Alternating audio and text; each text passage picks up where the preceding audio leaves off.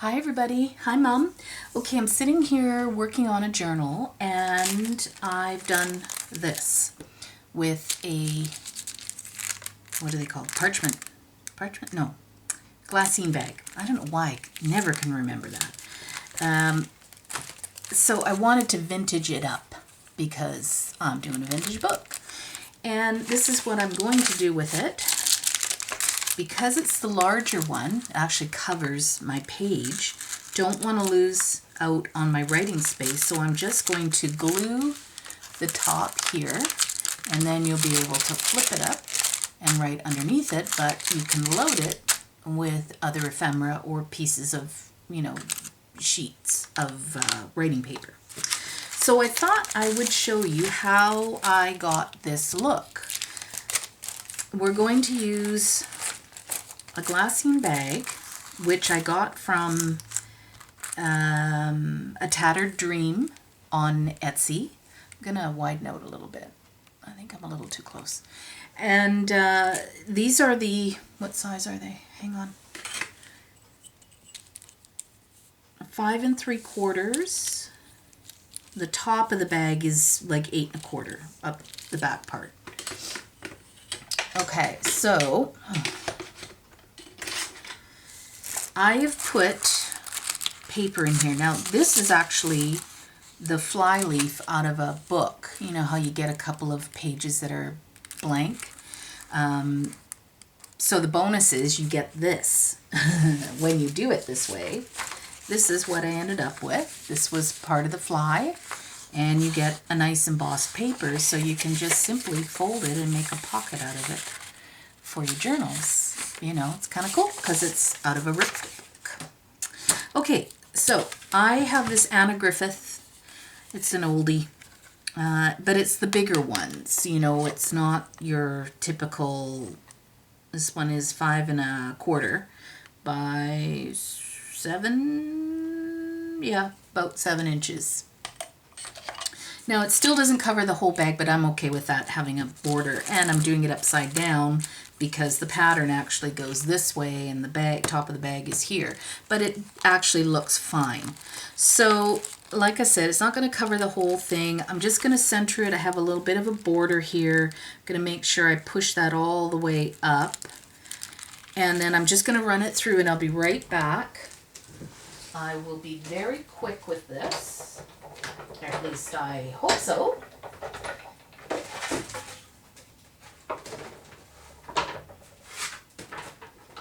Okay.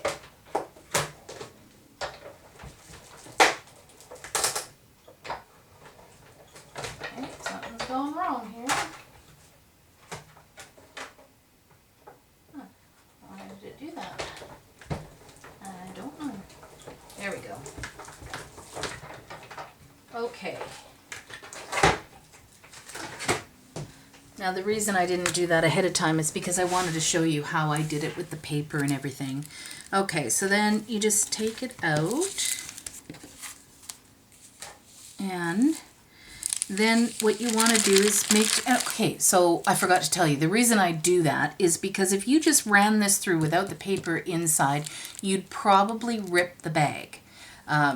It's not very thick material, and yeah, I've ripped many a bag, so I know. So anyway, you want to be kind of gentle, make sure that it's not stuck before you go ahead and yank it out. And then you just fold it, because mine is in there nice and tight.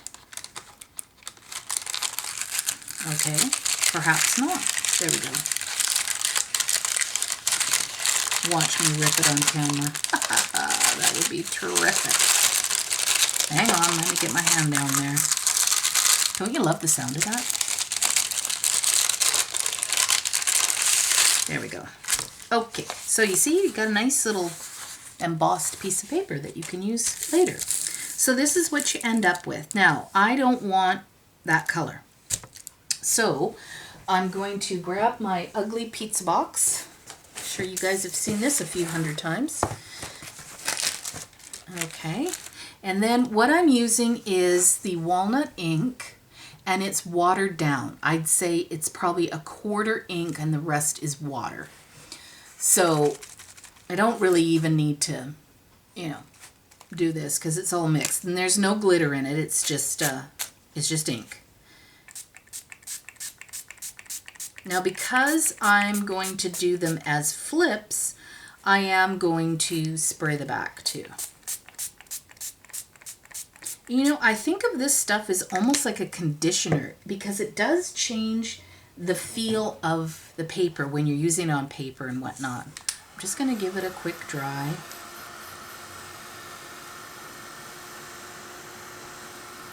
So the other thing you'll notice when you dry your glassine, you're probably going to see the seam curl up. I just add extra glue onto that just to stick it back down again, especially if you're using it as a tuck spot or something like that, because anything you try and, you know, slide in behind it, it's going to catch on that seam. So I generally glue it back down.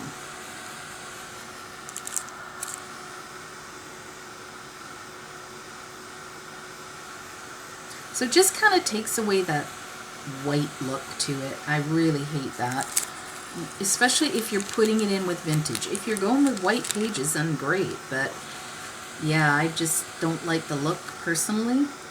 Walnut stain on its own, like straight up, is super dark, so I would never use it straight up. It's just way too dark. Okay, so now we have fairly dry. I'm just going to go ahead and take my glue and run a bead along the edge here.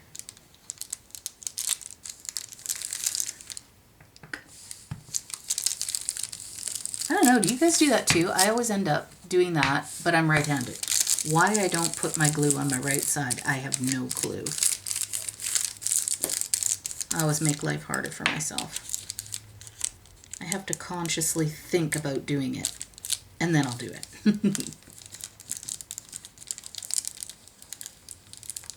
Okay, done and done. Just give it a stick down. Okay, I am not going to paint the backside, however. It's good enough that it's at least colored. So what I'm going to use is Prima paint. This one is gold. Ancient Coin is what it's called. I'm also going to use their new wax. This one's a metallic wax. You can rub this stuff on paper and you know, it just gives a beautiful shimmer to the paper and it soaks in really well. I'm not going to use my fingers this time. I'm going to use a brush, but definitely I've used my finger many times. So this is what I do. I take a brush that's flat, a flat brush, not a wedged brush at all. And I just start by grabbing some paint on the tip. Now this is called dry brushing. So what you do is you dip it into your paint, but you pounce a lot of it off. You can do it on paper towel, but I don't like wasting my paint. So I just do it in the lid. And then I hold my finger towards the end of the bristles. It kind of stabilizes your bristles because I kind of just want to catch the tops here. And it's just a random act of applying how little or much that you want to put on. I don't really have a pattern. I just sort of do what, you know, feels right. You can always go back, add more if that's what you want to do. I like a lot of gold personally. So of course, the heavier you push, the more you're going to spread. That just totally makes sense, right? And I'm not really following the pattern so much as just putting it randomly where I want it. And I like to have it a little balanced as well. Okay, so I'm going to set that aside, and I've got a piece of paper towel here, and I'm just going to lightly wipe that off. And then I'm going to dip it into my wax, which I have a ton on that little cover thing. And then again, I'm just pouncing it off into the lid. And then what I'm going to do is just go in between the gold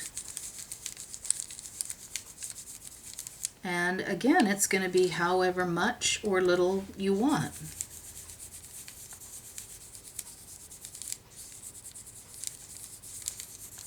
Okay, so that's the effect with the brush. Now let's do the finger, because you know what? I'm all about the finger. Now I'm going to hold my finger flat. And then you see that'll just catch.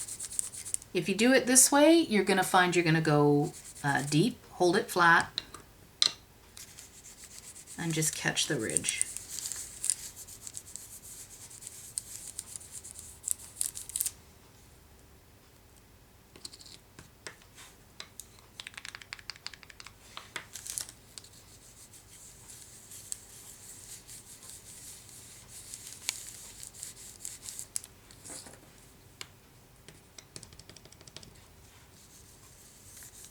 That just looks fantastic. I hope it's showing. Let me telephoto in now.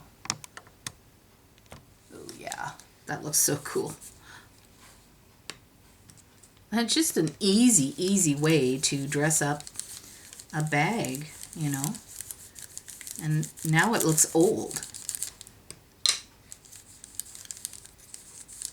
So if you kind of blend it in with the gold,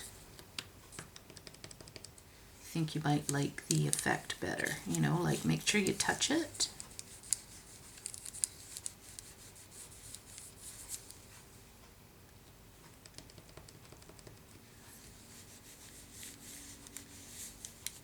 Every time I watch a video of myself doing this stuff like this, I notice my finger is so warped. A little trivia here, I broke that finger many years ago. I think I was 16 maybe at the time. And I slammed it into the door of a car, an AMC Pacer. How many of you remember those? They didn't last very long. Yeah. If you remember the car, you remember how big the door was. It was huge. And I slammed it full on. And I didn't go get it set because I didn't even think about it being broken. Yep, it's broken.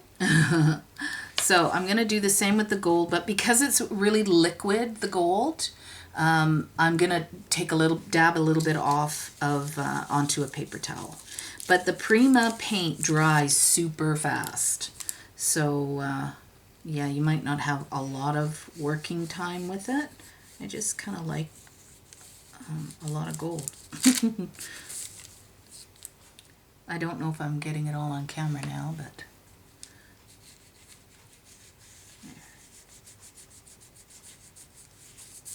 okay. So I think I'm happy with that. Maybe I'll go down here. I don't know if you can see that, sorry. I'm doing it just along the bottom to sort of make a frame along the bottom, and then I'll make a frame along the top, just like that. Okay, I'm done. I'm gonna widen out. I hope the lighting's okay. It's what time is it? It's 6 o'clock here.